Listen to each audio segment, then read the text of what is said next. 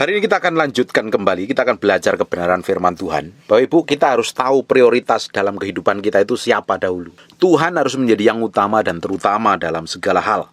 Itu penting sekali. Tuhan melebihi apapun dalam kehidupan kita. Kalau kita nggak bisa tempatkan Tuhan menjadi yang utama dan terutama dalam kehidupan kita, kita memprioritaskan yang lain, ujungnya pasti tidak akan pernah berkenan di hadapan Tuhan. Kita harus menempatkan Tuhan seperti hukum yang pertama dan terutama. Kasihilah Tuhan Allahmu dengan segenap hatimu, dengan segenap kekuatanmu, dan segenap jiwamu. Kita harus mengasihi Tuhan. Mengasihi Tuhan itu harus lebih banyak mengerti isi hatinya, bergaul intim dengan Dia. Sebab kekristenan ini adalah hubungan pribadi dengan kita dengan Tuhan, pergaulan pribadi kita dengan Tuhan, bukan melakukan aktivitas agamawi tanpa memiliki hubungan dengan Tuhan. Banyak orang menyalahartikan melayani Tuhan dengan melayani pekerjaan Tuhan dianggap sama. Kalau melayani Tuhan, orang harus duduk di gereja, ikut pelayanan, ikut terlibat dalam pelayanan di gereja, jadi pengkhotbah, worship leader, singer, pemain musik, usher, tukang kolekte, atau apapun juga yang pelayanan yang sifatnya di gereja. Bapak Ibu, seseorang yang melayani pekerjaan Tuhan, dia harus melayani Tuhan terlebih dahulu. Tanpa kita melayani Tuhan secara pribadi di kamar doa kita, membangun keintiman dengan Tuhan, pelayanan kita itu hanya pelayanan agamawi. Bisa seorang pendeta atau seorang pengkhotbah siapapun juga bisa berkhotbah bagus tanpa dia membangun keintiman dengan Tuhan. Kata-katanya, khotbahnya hanya sia-sia belaka. Saya pun sampai hari ini kalau disuruh memilih antara berkhotbah, mengajar, atau menyampaikan firman Tuhan, atau lebih memilih berdoa, saya lebih memilih berdoa secara pribadi, membangun keintiman dengan Tuhan. Itu jauh lebih enak. Itu jauh lebih membuat saya lebih relax, enjoy, dan menikmatin segala sesuatu yang ajaib dari Tuhan sendiri. Tapi di sisi lain kan harus melaksanakan tugas yang Tuhan tetapkan dalam kehidupan saya. Banyak orang berpikirnya begini, melayani pekerjaan Tuhan dahulu baru melayani Tuhan. Salah. Segala sesuatu kita yang utama dan terutama adalah melayani Tuhan dulu. Melayani Tuhan di kamar doamu, melayani Tuhan di dalam kehidupanmu hari-hari. Hasil dari kita membangun keintiman dengan Tuhan itu adalah pelayanan. Bukan pelayanan dahulu baru membangun hubungan intim dengan Tuhan. Banyak orang salah artikan, banyak orang salah posisikan. Banyak orang sibuk dengan pelayanan di gereja, waktunya dihabiskan di gereja, dengan semua kegiatan di gereja. Bahkan gembalanya memakai jemaat dengan seluruh kegiatannya, waktunya dihabiskan sampai lupa dengan keluarganya, ujungnya malah kacau dan berantakan.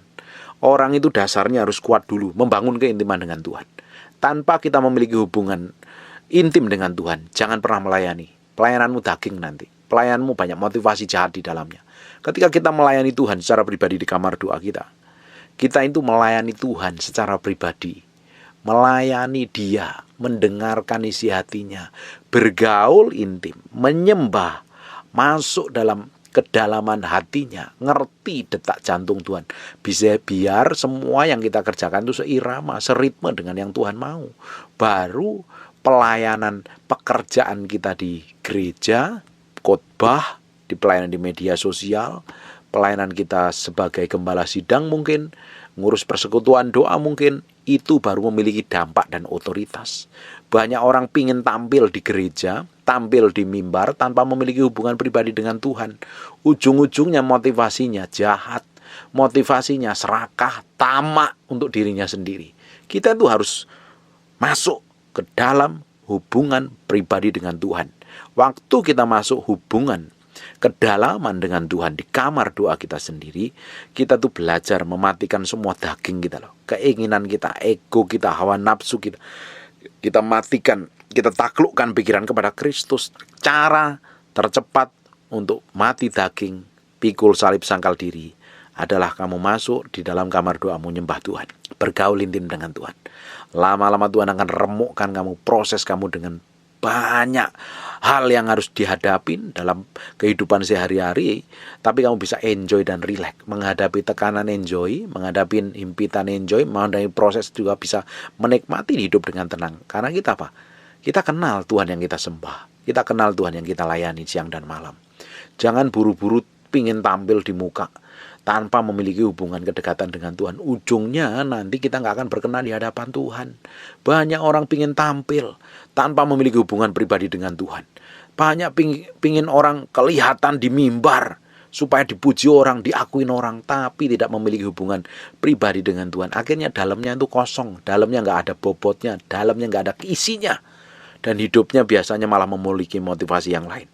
Ini para hamba Tuhan, para gembala, jangan bebanin umatmu, jemaatmu dengan kegiatan di gereja, dihabiskan di gereja, waktunya dihabiskan ke gereja, tapi mereka tidak memiliki hubungan pribadi dengan Tuhan. Sibuk dengan acara doa korporat, penyembahan secara korporat, itu bagus, tapi membuat jemaatmu nggak mandiri. Ajarin mereka berdoa pribadi di hadapan Tuhan, ngalami kedewasaan dengan Tuhan di kamar doanya. Luangkan waktu lebih banyak membangun hubungan pribadi dengan Tuhan.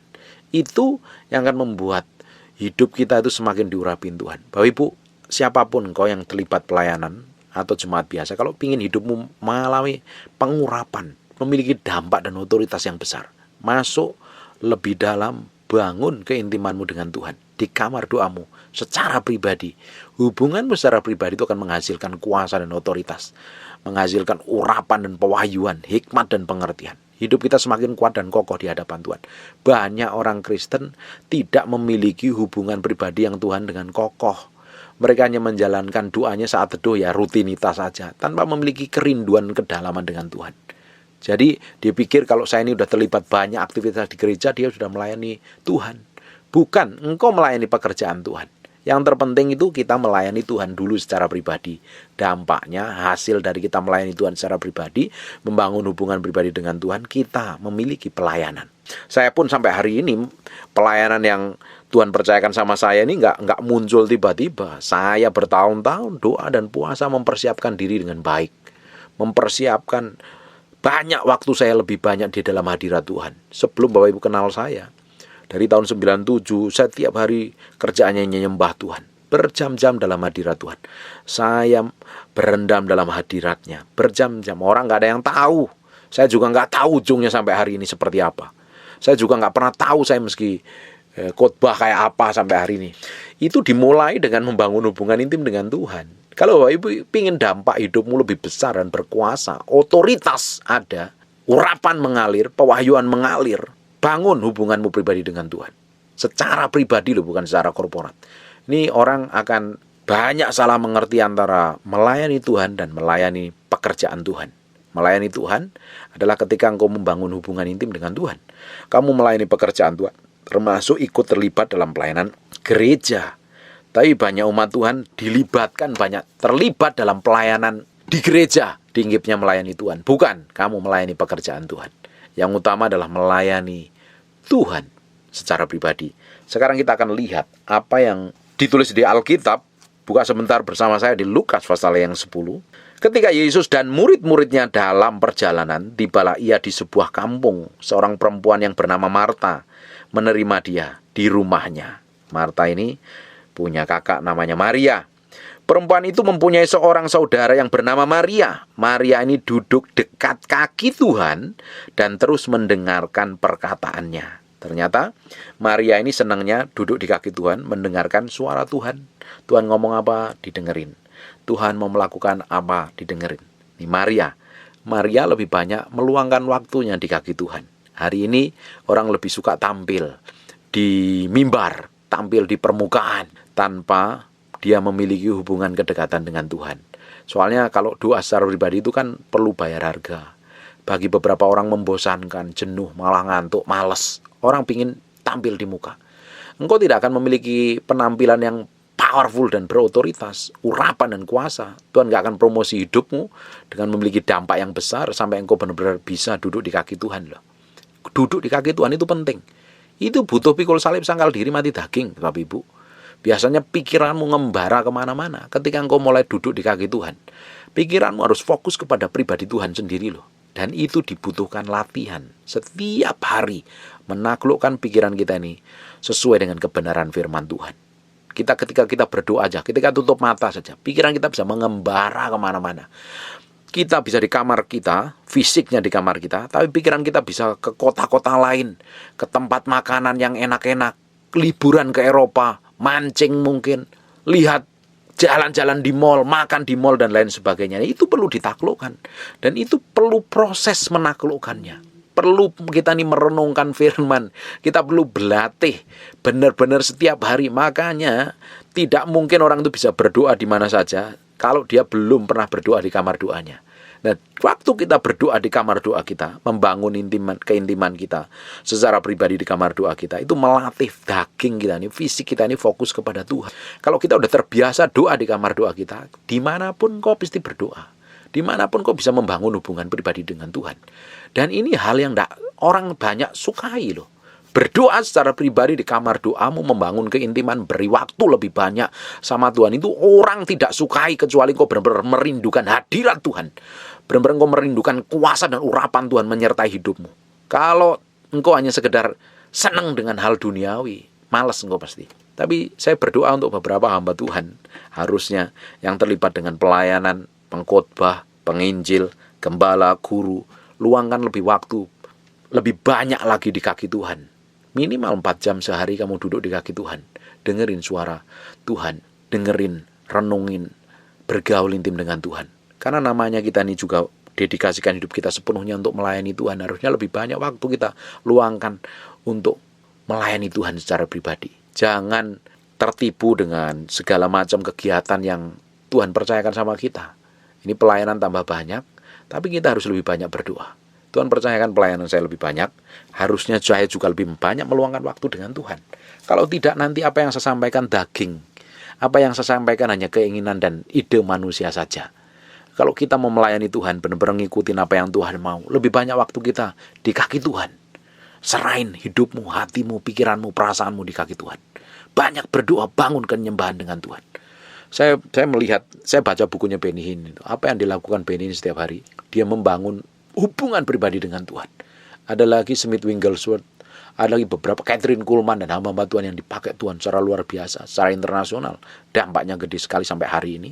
Mereka membangun keintiman dengan Tuhan dengan waktu yang lebih banyak lagi. Jangan lebih banyak terlibat dalam pelayanan. Ketika engkau waktumu lebih banyak dengan Tuhan, dampakmu, engkau belajar pikul salib mati daging sangkal diri.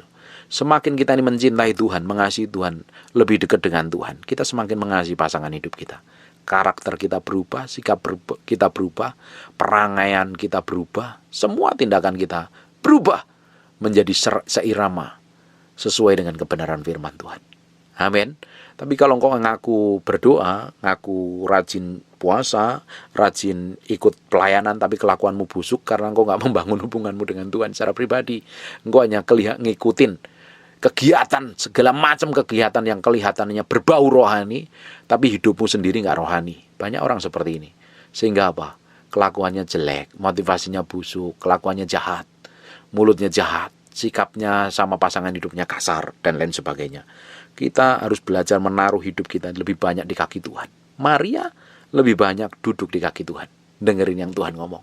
Itu yang penting. Apalagi seorang pengkhotbah, seorang penginjil, seorang gembala, kita lebih banyak duduk di kaki Tuhan, dengerin Tuhan ngomong, kita ngikutin instruksi arahan Tuhan, supaya kita ini gak ngawur, dengerin perkataannya. Maria suka dengerin perkataannya Yesus, duduk diam, dengerin perkataannya. Sedang Marta sibuk melayani, ayat yang ke-40. Ia mendekatin Yesus dan berkata, Tuhan, tidakkah engkau peduli bahwa saudaraku membiarkan aku melayani seorang diri? Suruhlah ia membantu aku.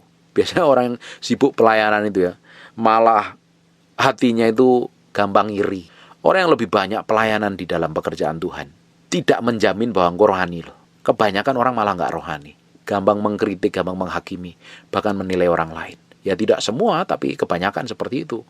Tapi kalau kita ini banyak melayani Tuhan, hatimu yang di dalam itu dirubah. Karena melayani Tuhan itu, kita duduk, dia memberikan hidup kita, hati kita sepenuhnya kepada Tuhan. Kalau engkau melayani pekerjaan Tuhan, memberikan waktumu, hidupmu untuk melayani pekerjaan Tuhan, termasuk melayani orang lain.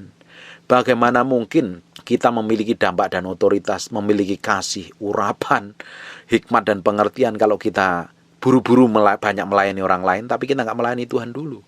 Karena Alkitab ngomong, kasihlah Tuhan Allahmu dengan segenap hatimu, dengan segenap kekuatanmu, dengan segenap jiwamu, dan segenap akal budimu. Itu hukum yang pertama. Tetapi hukum yang kedua, yang sama pentingnya dengan hukum yang pertama adalah kasihilah sesamamu seperti dirimu sendiri. Bagaimana mungkin kita bisa mengasihi sesama kita seperti diri kita sendiri kalau kita nggak mengasihi Tuhan dahulu? Mustahil. Kita harus mengasihi Tuhan.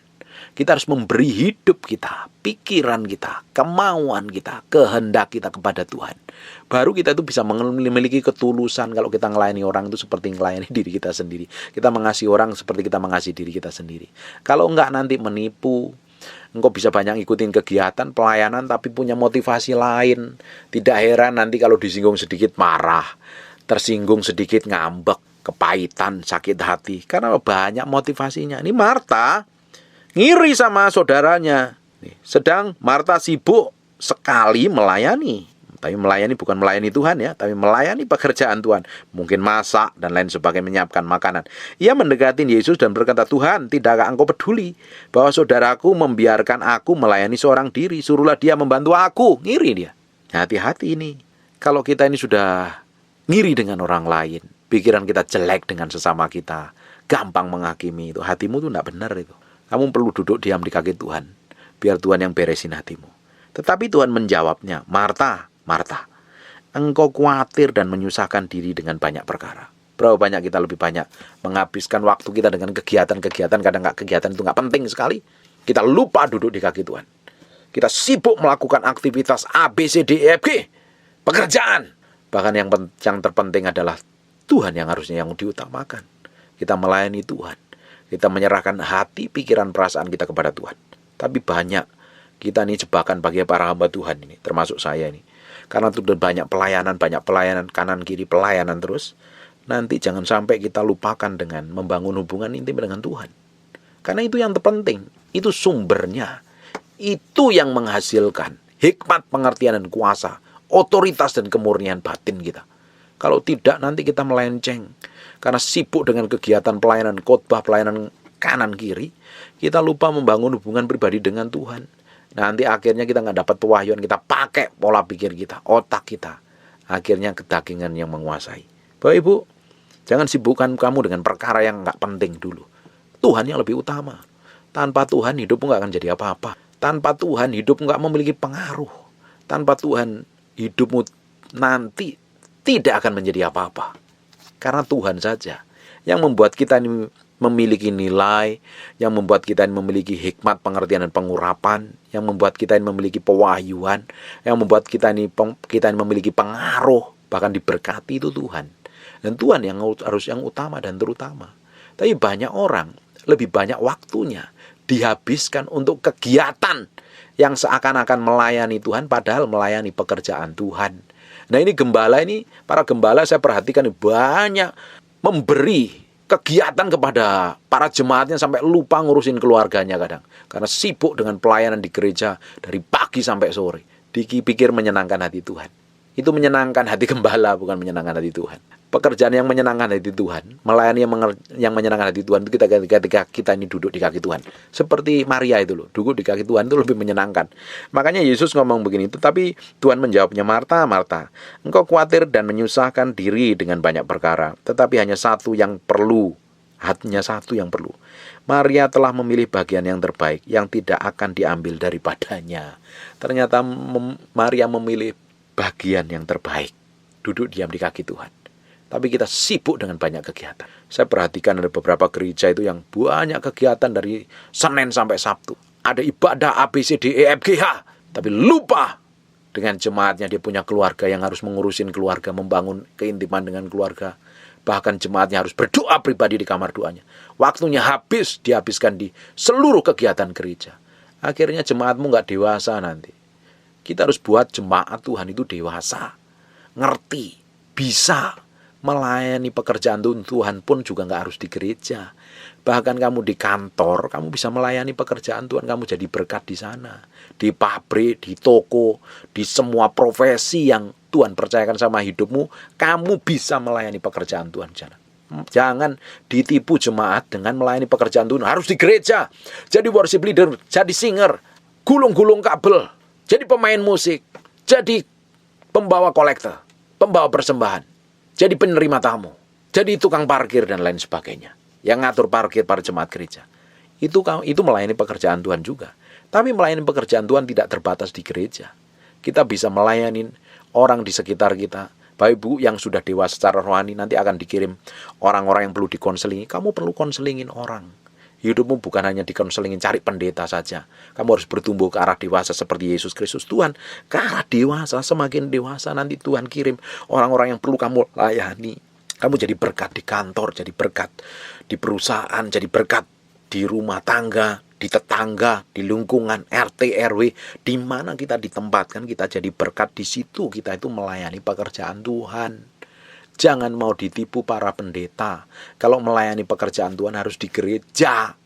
Tidak sempitnya seperti itu. Melayani pekerjaan Tuhan di mana Bapak Ibu ditempatkan.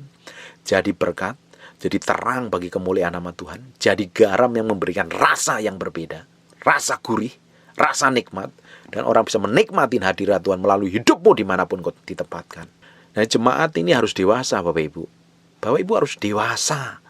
Jangan mau dibodoh-bodohin dengan pelayanan yang hanya sibuk di gereja. Bahkan ada saya nggak perlu sebut ya. Ada salah satu hamba Tuhan sibuk hanya memuridkan dan hanya muter di situ, nggak pernah keluar. Lu praktek kekristenan kita itu di luar gedung gereja. Kekristenan yang sejati adalah praktek hidup hari-hari di lingkunganmu, di keluargamu, di luar gedung gereja, di kantormu, di jalanan, selama 24 jam sehari itu. Masa melayani pekerjaan Tuhan hanya 2 jam di gereja? Bagaimana dengan hari-hari biasanya? Bagaimana dengan hari Senin sampai Sabtunya? Apakah kita nggak melayani Tuhan? Kita melayani Tuhan di pekerjaan kita, di profesi kita. Di semua tindakan dan perbuatan kita harus melayani pekerjaan Tuhan. Karena hidup kita harus mencerminkan kemuliaan Tuhan. Semakin hari, hidup kita memiliki dampak. Hidup kita ini memiliki dampak dan otoritas kalau dimulai dahulu dengan duduk diam di kaki Tuhan. Dengan kita duduk diam di kaki Tuhan, kita memberi hati kita dahulu untuk Tuhan. Nah, hati ini harus diberikan dulu pada Tuhan. Supaya didapatin kudus, supaya didapatin murni, supaya didapatin suci, supaya didapatin berkenan dulu. Baru Tuhan bisa percayakan hikmat, pengertian, pelayanan, apapun juga pekerjaan yang kita bisa lakukan. Untuk memberkati banyak orang karena hidup kita yang di dalam ini mencerminkan kemuliaan Tuhan. Tapi kalau kita ngejar pekerjaan Tuhan yang kita utamakan, tidak heran banyak orang jadi batu sandungan. Tidak heran banyak orang yang pelayanan tapi ternyata hidupnya gak jadi berkat bagi banyak orang. Malah menyebalkan. Kelakuannya busuk. Sikapnya jelek. Buruk kata-katanya. Kalau kita melayani Tuhan dahulu, kita beri hidup kita. Lebih banyak dengar Tuhan ngomong apa. Lebih banyak meditasi firman Tuhan. Merenungkan firman Tuhan. Lebih banyak bergaul intim dengan Roh Kudus. Roh Kudus ajari untuk menyembah, ajari untuk kenal pribadi Yesus, ajarin hidup melekat dengan pribadi Tuhan sendiri. Roh Kudus nanti ajarin bersekutu intim. Roh Kudus akan singkapkan pewahyuan, pengertian. Tiba-tiba hidup kita tambah hari tambah diubah dalam hadiratnya. Luangkan lebih waktu lebih banyak duduk diam di kaki Tuhan. Jangan lebih banyak luangkan waktu untuk ngobrol melayani pekerjaan Tuhan. Lebih banyak luangkan waktu diam di kaki Tuhan. Kau akan menerima hikmat, pengertian, dan pengetahuan. Saya lebih senang, jujur secara pribadi, daripada khotbah seperti ini. Lebih senang duduk diam di kaki Tuhan. Bergaul intim. Nikmatin Tuhan. Itu sangat indah sekali. Saya bisa berdoa berjam-jam. Hanya nengin hati Tuhan. Komunikasi dengan Tuhan. Itu loh yang membuat ada otoritas dan kuasa yang mengalir dalam kehidupan kita. Itu perlu dibangun Bapak Ibu. Kalau Bapak Ibu biasanya pikirannya mengembara kemana-mana, doa 15 menit udah bosan dan jenuh, udah malas, kata-katamu habis, gak tahu meski mikirin apa, sampai pusing kadang. Belajar, minta Roh Kudus ajarin untuk berdoa dan nyembah Dia, bergaul dengan firman-Nya, kenalin Tuhan dalam hubunganmu intim dengan Tuhan secara pribadi. Nah, Tuhan akan singkapkan banyak hal. Itu yang akan membuat hidupmu berubah dan berbeda. Hari ini, kalau engkau mulai hidupmu membangun keintiman, 1 hari, sejam, 2 jam, 3 jam, 4 jam, lebih banyak waktumu didedikasikan untuk Tuhan. Mungkin ada beberapa orang alas, oh Pak saya sibuk, Pak saya begini. Pada kenyataannya setiap orang itu sibuk pada dirinya sendiri, merasa penting buat dirinya sendiri. Jadi anggap dirinya itu sibuk, nggak ada waktu. Sebenarnya kamu males kok, banyak alasan saja.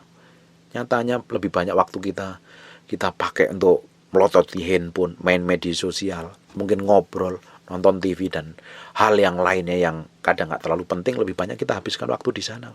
Kenapa kita nggak habiskan waktu lebih banyak di kaki Tuhan? Itu jauh lebih powerful. Itu yang jauh lebih dahsyat. Itu loh yang akan merubah masa depan kita di hadapan Tuhan nanti. Kalau Bapak Ibu bangun keintimanmu dengan Tuhan hari ini, mulai bergaul intim. Setiap hari luangkan waktu dengan Tuhan. Bangun keintiman, duduk di kaki Tuhan seperti Maria.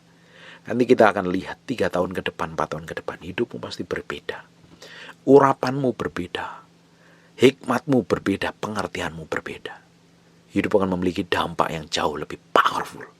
Penting ini orang gak suka soalnya duduk diam di kaki Tuhan. Orang lebih suka melakukan aktivitas yang kelihatannya rohani.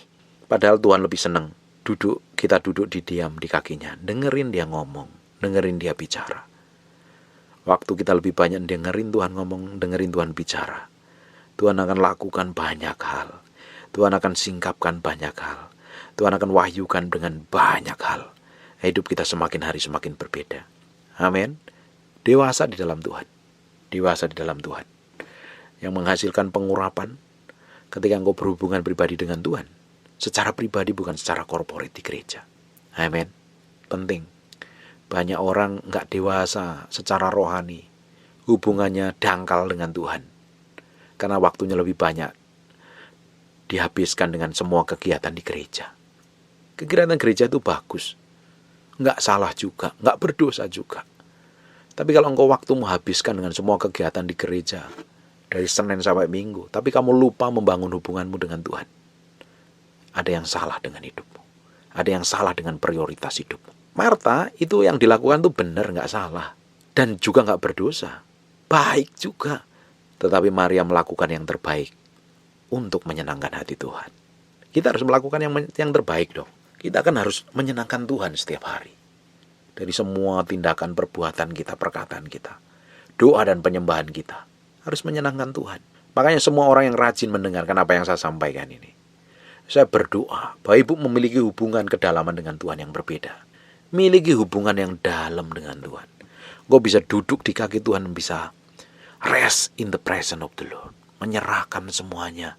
Dalam hari ini kau bisa nyembah Tuhan. Kau bisa intim dengan Tuhan. Kau bisa dedikasikan hidupmu, pikiranmu, perasaanmu, kemauanmu, kehendakmu, tubuhmu hanya untuk menyenangkan Tuhan. Di kamar doamu secara pribadi. Matiin handphonemu, matiin TV-mu, kunci kamarmu dan sembah Tuhan. Mungkin hari pertama agak berat, hari kedua agak berat, hari ketiga mulai ringan. Terus itu dibangun setiap hari. Setiap hari. Setiap hari. Tanpa terasa, seminggu, 2 minggu, sebulan, 2 bulan, setahun, 2 tahun, tiba-tiba hidupmu berbeda. Tuhan percayakan hal yang lebih gede lagi. Tuhan percayakan hikmat pengertian, Tuhan percayakan pengaruh. Tiba-tiba kata-katamu penuh kuasa, penuh bobot. Hidupmu memiliki dampak yang besar. Tuhan pasti angkat, Tuhan pasti promosi. Enjoy. Jangan buru-buru tampil ke muka. Belajar matiin daging dulu di kamar doamu. Saya ulangi lagi Bapak Ibu. Cara tercepat untuk pikul salib mati daging sangkal diri adalah kita duduk diam di kaki Tuhan. Menyerahkan, mempersembahkan tubuh kita ini sepenuhnya untuk menyenangkan hati Tuhan. Jadi korban yang berbau harum di hadirat Tuhan.